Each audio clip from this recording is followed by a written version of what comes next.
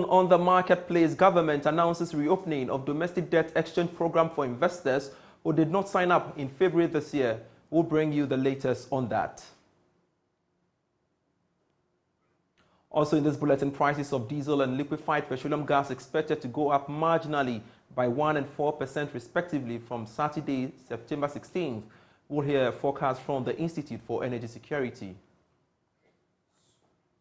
Plus, GUTA issues 2-week ultimatum for government to end alleged harassment of its members by the Ghana Revenue Authority.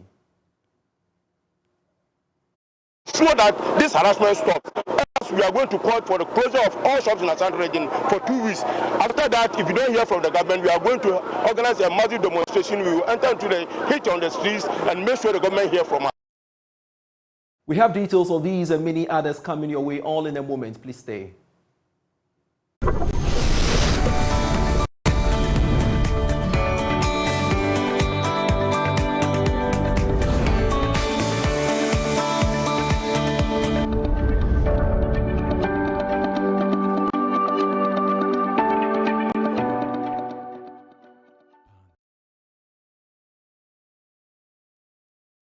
Always a pleasure to have you on. I am Pious, Kojo Backah. On to our very first story. Government has announced that it is reopening the debt exchange program, particularly for investors who didn't sign up in the February program this year. Now, the Finance Ministry, in a statement, noted that the opportunity will also cover holders of the ESLA PLC and Dachi Trust. The ministry added that government is aware of the number of holders of these bonds who did not participate in the earlier offer on time and therefore were left out. Let's get on to Zoom and speak to economist Dr. Patrick Esuman for more on this. Dr. Patrick Esuman, pleasure you could join us on the marketplace. Now, in your assessment, what do you think may be encouraging government to keep the reopening of the domestic debt exchange program, you would say? Good afternoon and good afternoon to viewers. Thanks for having me. I think it's a signal that, government has had difficulties with restructuring other components of the debt. And go ahead. Yes. So earlier on, when it closed in February, we were told that this was very successful.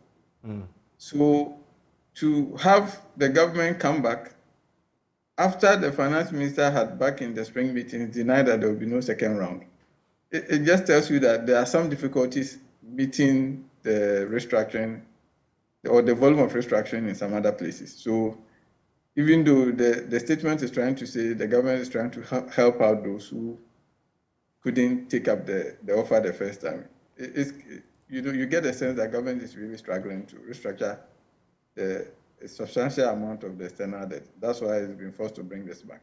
I see. What kind of signal does such actions, as you've rightly spelled out, send to investors, basically?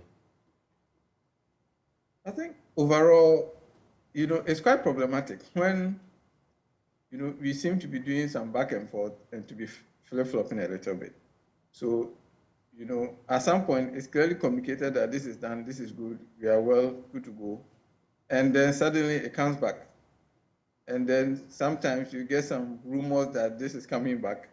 And then, there's some denial and it comes. I think all of those are not helpful in terms of, the policy communication. I think it just tells us that, the government definitely wants to reduce the debt as much as it can, and it won't shy away from imposing more of the burden on Ghanaians. Now, would you describe this latest opening as a good move that may yield the targeted results, despite the fact that the finance minister had earlier indicated that we aren't going to have another round? I think I won't describe this as a very good move. I think, you see, there are different things we can do to bring down the debt. We've done domestic debt exchange. We have to grow the economy. And then we have to cut the size of the deficit. So if we had cut the deficit substantially for this current year and going forward, maybe it wouldn't have been so necessary to come back to do domestic debt exchange. Or if the economy was growing as much as it could have this wouldn't have been necessary. So I think that it's a reflection that other things haven't gone as well as they should have gone. And, for me, I would have preferred that we probably focus a little bit more on expenditure cuts, because don't forget that this more DDEP actually hurt the financial system, and it's going to delay.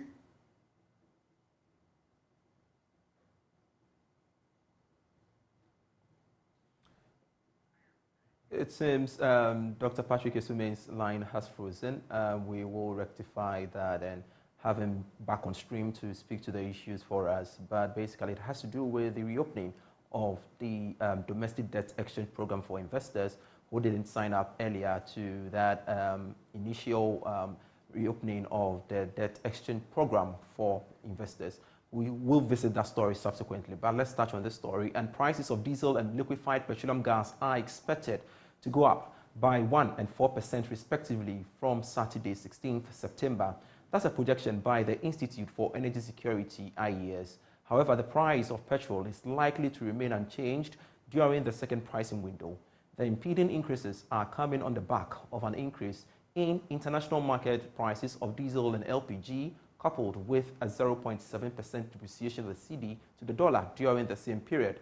Joining us via Zoom now is the Executive Director of IES, Nana Mwisi the 7th, for more on this. Nana, pleasure you could join us on the marketplace. First off, tell us the rationale behind the expected marginal increase in the prices of diesel and LPG. Thanks for having me this afternoon. The IES has been monitoring the Standard & Poor's platform and over the last 2 weeks, and found that the price of gas oil on the international market went up by 3.3%, moving from about $930 per metric ton to $943 per metric ton. The price of LPG also moved up from $557 per metric ton to $570 per metric ton. And so the price of these key products on the international market has gone up, as induced by the rising crude oil price. The last 2 weeks, we had the average price of crude oil going for about $84. At the close of the window, it went around $92 per barrel. And so these key changes as some of the things that's informing the decision. We also realized that on the local forest market, the cedi depreciated by close to 1%. And so anytime you are looking at the direction of fuel prices, you may be mindful and be concerned about how your forex is doing or your cedi is doing against the US dollar, the greenback, as well as international price of these key commodities. And so international price of fuel has gone up and the cedi has depreciated. That's reflecting the impending price increases. And in your projection, you did mention that the price of petrol, for instance, is going to remain unchanged. I want to know the dynamics. Why so? Of course, we were lucky that on the international market, the price of gasoline, we call it petrol, went down by 2%. However, and this 2% reduction should have brought some relief to consumers. But because the cedi depreciated against the greenback, that's, comfort may not be experienced by consumers. So the price of gasoline is expected to remain stable. But then the oil marketing companies can choose to spread the rising across gasoline. And so we may also see price of gasoline go up just to compensate the cushioning of rising of the gas oil price. And how is the downstream petroleum industry faring, especially with this fluctuation in prices of petroleum products? Well, what's happening is that when prices are going up like this, if the working capital of the importers is the same and prices on international markets are rising, it means that they can bring less of their products against the previous time. And it also means that they can give some small parcels to the OMCs to also supply on the market.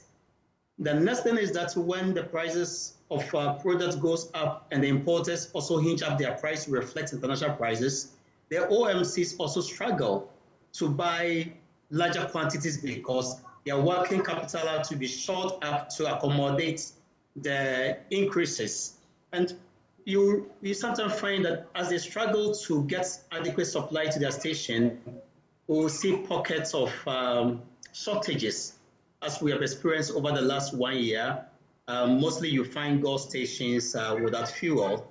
In spite of the Go to Oil program, GOL is still struggling to make sure that enough fuel is made available at their outlets.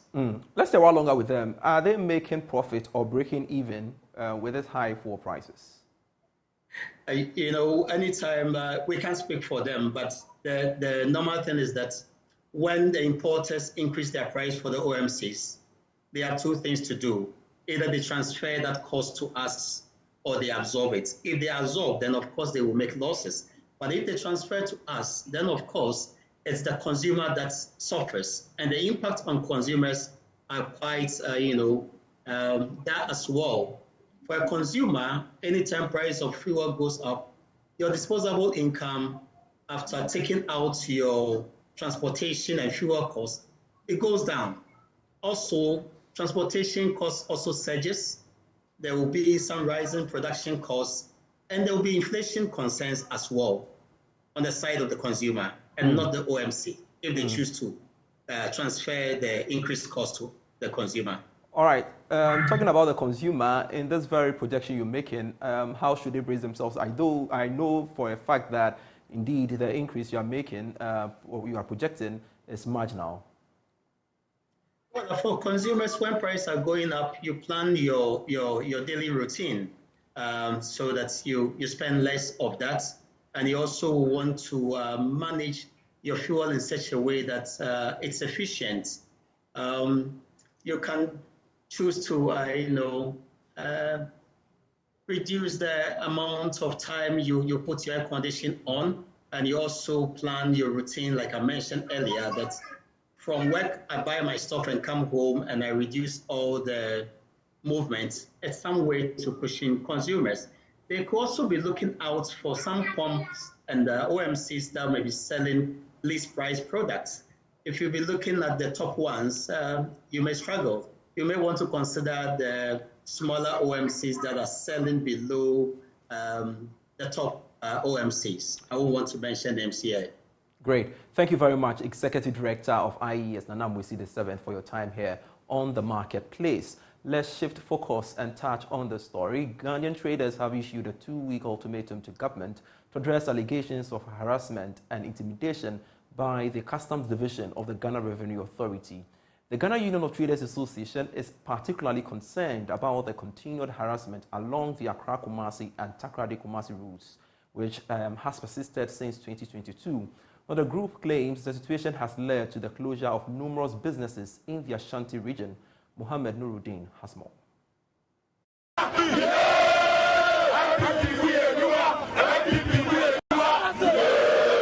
The Ashanti Regional Financial Secretary of Ghana Union Traders Association, Maxwell Bamfo, enumerated challenges faced by traders in transporting goods on the Accra-Kumasi road. During a press conference in Kumasi, he noted the regional and national task forces duplicate their operations, compounding the difficulties faced by traders. With the coming into force of the paperless system, we all heard the Vice President, Dr. Muhammad Bawumia, telling the whole world of the removal of the custom barriers across the country.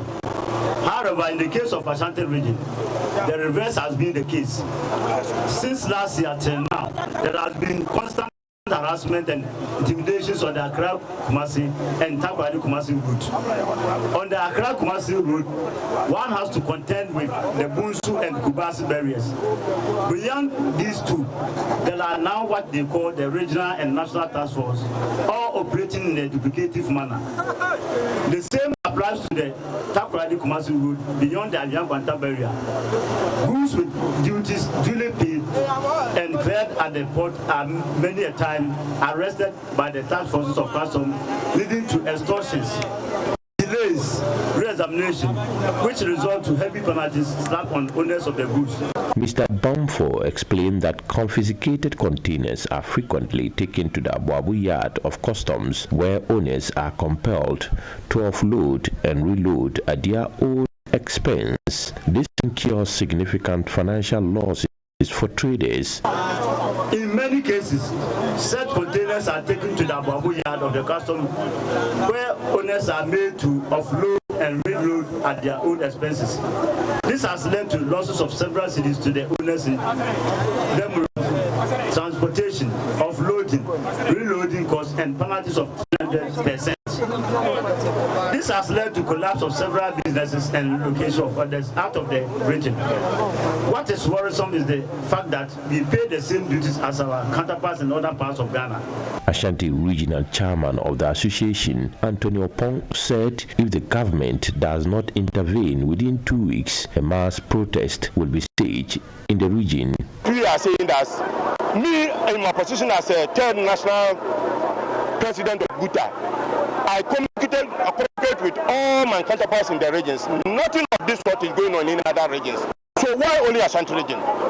So we think it's a deliberate policy or a deliberate agenda by some people to collect businesses in Ashanti region.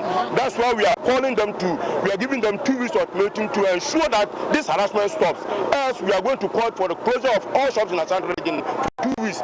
After that, if we don't hear from the government, we are going to organize a massive demonstration, enter to the on the streets and make sure the government hear from us. The association has reported the issue to all relevant authorities but received no response, hence the planned action to protect their businesses. We've engaged everybody who matters in this issue. Our regional minister, the Assistant Commissioner for the regions, the BNI Director for the region. We contacted the Regional Security Coordinator, everybody who matters. We've gone all the way to Accra to meet the Commissioner of Customs himself, and to no avail.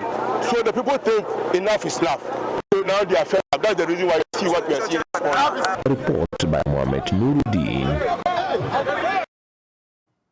Now, the Association of Ghana Industries is making a strong case for more alternative funding to support small and medium-scale enterprises. This, they say, will ensure sustainability and aid in the creation of jobs across all sectors of the economy. According to its Chief Executive Officer, Seth Chumakwabwa, government should provide more support to existing equity fund companies. He was speaking at a Venture Capital SME Roundtable Forum. The startup community has been growing in Ghana in recent years. This has come along with an increase in the amount of money flowing from VCs into startups, but there are some challenges faced by these SMEs. Limited access to finance and quality providers of technical assistance has been one of these challenges facing SMEs in the country. The Association of Ghana Industries say more skills and management capabilities is key to their expansion. The main traditional funding for businesses is the banking sector of financial institutions that are providing short-term funding. In Ghana, you hardly get access to medium to long-term funding. So people on their own try to plow back whatever profit and grow organically. And that growth is very slow. And that's why we don't have big businesses doing big-ticket business. So we need alternative funding that is more reliable, that could give capital in a bigger way. And that is what has been lacking in the system.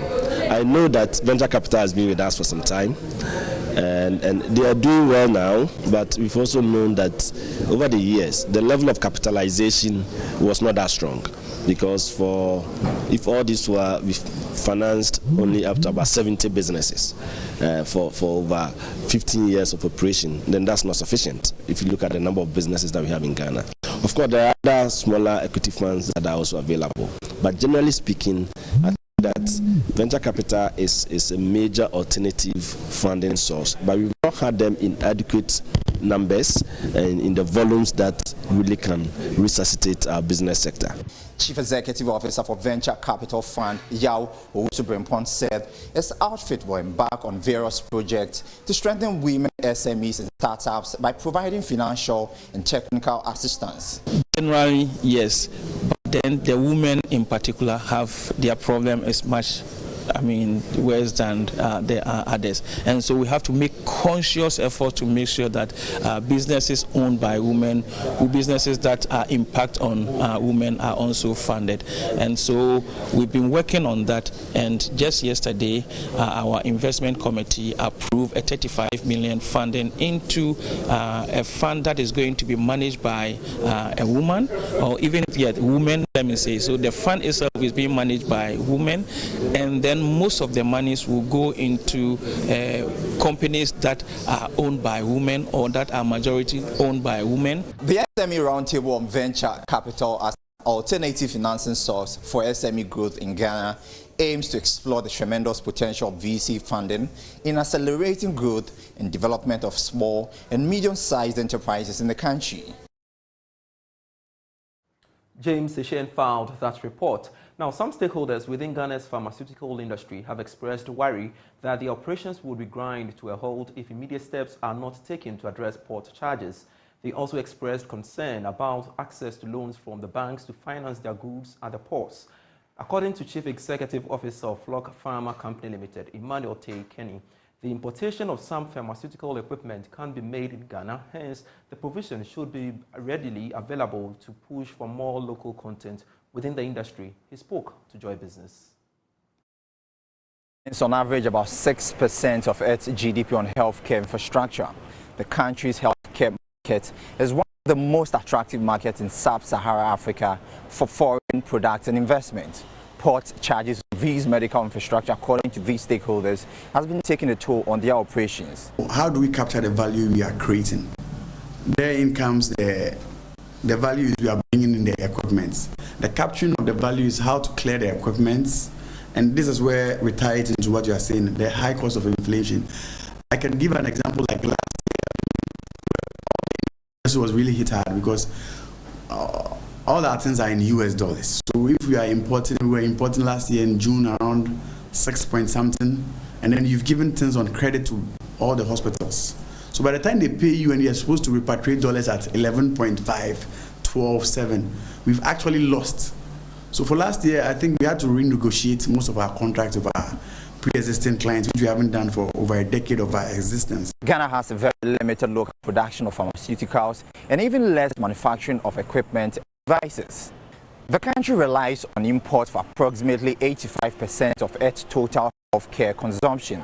Now, there are calls for more local content within the space. We have principals who we've brought to the country are interested. So if we could produce these things locally, and some of the regions we produce are just salt water with chemicals, which I'm a chemist myself, so it's not so difficult to produce. So yes, if we could do these things locally, then this importation and always depending on the dollar becomes a thing of the past. And then secondly, for the particular industry that I operate in, if we could have the national, it's a insurance, and we know the challenges that they face. Yes, if we could also have that sorted out. But the number one underlying factor is stability of the currency. Flock Pharma Hospital, and all of this say they will deliver a consistent personal service that will exceed client expectations. More on SME, small and medium-scale businesses in the OT region have been to take advantage of opportunities presented by the African Continental Free Trade Area Agreement AfCFTA. Alhaji Yusuf Yakubu, who is in charge of monitoring and evaluation from the AfCFTA National Coordination Office, organized a day's sensitization workshop for businesses as well as owners in the OT region. Peter Seno was there for Joy Business. It was a gathering of small and medium-scale business individuals in the OT region at a day's sensitization program on the need to rebrand and meet acceptable standards in the export business with African Continental Free Trade Area. Alhaji Yusuf Yakubu is a monitoring officer from the National Coordination Office. He provides some explanations. It is important that we work to ensure that those who are already exporting to a European market or any other market within Africa, we redirect them. Because we have, in fact, the single largest market in the world when we talk of Africa Continental Free Trade Area. In fact, it is 39 times size of Ghanaian market. because it is estimated that the Ghanaian market is around 32 million people. So if you are talking of 1.2 billion, it means our Ghana market can be fixed into African markets 39 times. As we speak, we are preparing to consolidate the East African market by trying to embark on another market entry expedition to Tanzania. The same companies and different companies are going there so that we consolidate the markets of East Africa, or the gains that we made in East Africa through Kenya. DOT Regional Minister Joshua Makubu says with proper packaging, he expects participants to take advantage of the opportunities available to expand their business to a global reach. When the products from the OT region is being traded in the African market, it will mean that we have a larger market, there will be increase in demand, and when demand is increased, as we all know, basically the prices will also go up. When that happens, then the cost of production as compared to the gains will be less, and when that happens, it becomes attractive. In the area of the production of honey, like OT region, especially in the Kwantasa municipality, were noted for the production of honey. I believe that if that honey was properly packaged and taken to the African market, it would have added more value to it, and the cost of production would have become less as compared to what the gains, and to become a lucrative area for the teeming youth to want to engage themselves in. But when we are restricted to just the Ghanaian market, you realize that what can be put onto the market there, what will be sold there, will definitely be limited, and for that matter, the prices will not be as competitive as we would have wished, as compared to the cost of production, and it will be a disincentive to the youth, especially who want to be able to make gains at the least effort. So I feel that the coming of AfCFTA is in the right direction. It is my prayer that by the end of the sensitization, what they call a program, participants will learn to be able to package their products well, and then not only putting them in the Ghanaian market, but the larger African continental market that will make them competitive. Some participants have been sharing their views on the program. In fact, the program made me understand what is business. I cooked food to sell. With this program, I may get a motorbike who will deliver my food, and I'll try to go and get some app so that I can locate where my business is. With those are the beekeepers, the carpenters and other things. I think we are going to form a big association, so that it's not going to be only the dressmaking. No, we have another group that is the carpenters. They have something to be doing. They have the beekeepers. So with me and them, we collaborate and do more of the things, so that we will see it after. And at least we can also come at front in the region and find a means of ways so that we can export our things, so that OT region can also go far. Peter for Joy Business. And that's all for Marketplace. I am Pious, Kojo Backah. Get more stories when you log on to myjoyonline.com/business to enjoy the rest of our programs. Bye.